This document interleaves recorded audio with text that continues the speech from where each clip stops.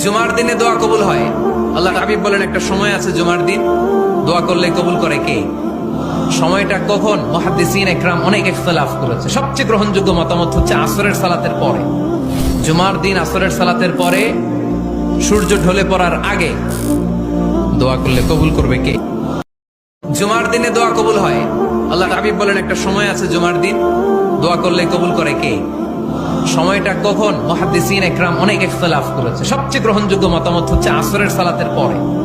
জুমার দিন আসরের সালাতের পরে সূর্য ঢলে পড়ার আগে দোয়া করলে কবুল করবে কে?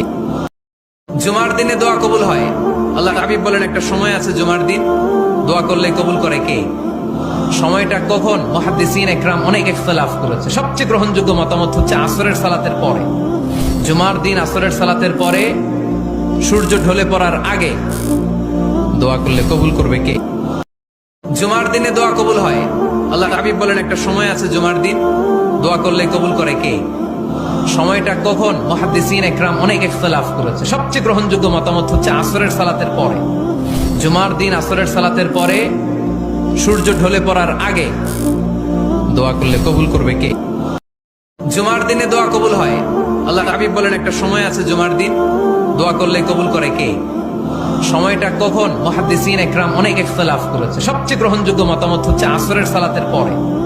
জুমার দিন আসরের সালাতের পরে সূর্য ঢলে পড়ার আগে দোয়া করলে কবুল করবে কে?